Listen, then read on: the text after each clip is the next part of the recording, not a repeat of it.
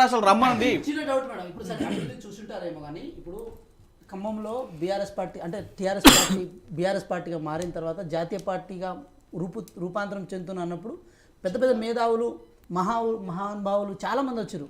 దాంట్లో వచ్చిన వాళ్ళు అఖిలేష్ యాదవ్ ఉన్నారు, కేజ్రీవాల్ ఉన్నారు, ఇక్కడ కుమారస్వామి గారు కూడా ఉన్నారు.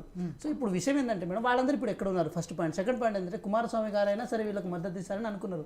కర్ణాటక రాష్ట్రంలో అంటే ఎక్కడ పోటీ చేయలే, ఎక్కడ ఏ పార్టీ అంటే ఆ పార్టీ నుంచి కనీసం ఎక్కడ ఎవరికి బీఫామ్ ఇవ్వలే.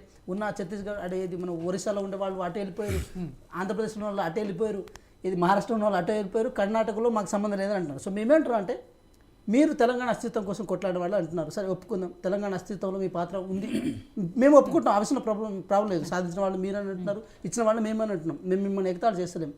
కానీ తెలంగాణ చిత్రపటాన్ని మీ గుండెల నుంచి తీసేసినప్పుడే తెలంగాణకు ఆత్మగౌరవం గురించి మాట్లాడే రేట్ మీకు పోయింది.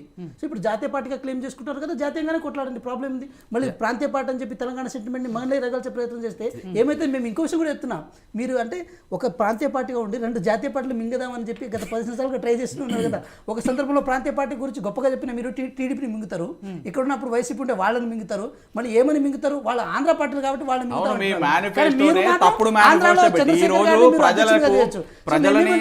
మళ్ళీ ఇందాక శ్రవణ్ కుమార్ గారు అన్నారు ఏమన్నారంటే ఇప్పుడు తెలంగాణ ఆంధ్ర అన్నప్పుడు ఈ రెండు రాష్ట్రాల మధ్య సత్సంబంధాలు ఉంటాయి మేడం. ఆ విషయాల్లో కొంతవరకు కేసీఆర్ గారు కూడా ఆ సత్సంబంధాన్ని మెయింటైన్ చేశారు, మేమేం కాదని అంటలేము. కానీ ఇప్పుడు కూడా అది మెయింటైన్ చేయాల్సిన సందర్భం. కానీ వారు ఏమన్నారు, కొన్ని పర్సెప్షన్ బిల్డ్ చేస్తారు, ఇక్కడ భూములు ఉన్నాయేమో తీసుకుంటారని చెప్పి. ఇప్పుడు విషయం ఏంటంటే మేడం ఎంత ఇప్పుడు గురు శిష్యులను ఎట్లా మనం ఇచ్చేయగలం? సహచరులు వాళ్ళు. ఇప్పుడు చంద్రశేఖర్ కేసీఆర్ గారు ఉన్నారు, కేసీఆర్ గారు చంద్రబాబు నాయుడు గారు కూడా కలిసి పనిచేశారు. చంద్రబాబు నాయుడు గారు వైఎస్ రాజశేఖర రెడ్డి గారు అంటే రాజశేఖర రెడ్డి గారు కూడా పనిచేశారు.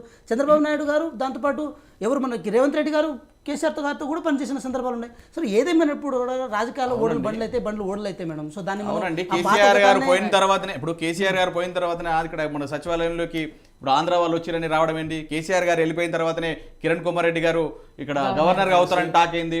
కేసీఆర్ గారు పోయిన తర్వాతనే కట్ట బంద్ చేసినట్టు కరెంటు బంద్ అవుడింది. కేసీఆర్ గారు పోయిన తర్వాతనే ఈ ఏవైతే పథకాలు ఇవ్వకపోవడం ఏంటి?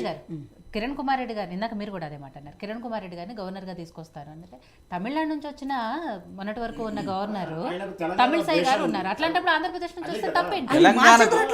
తెలంగాణ అంధకారంలో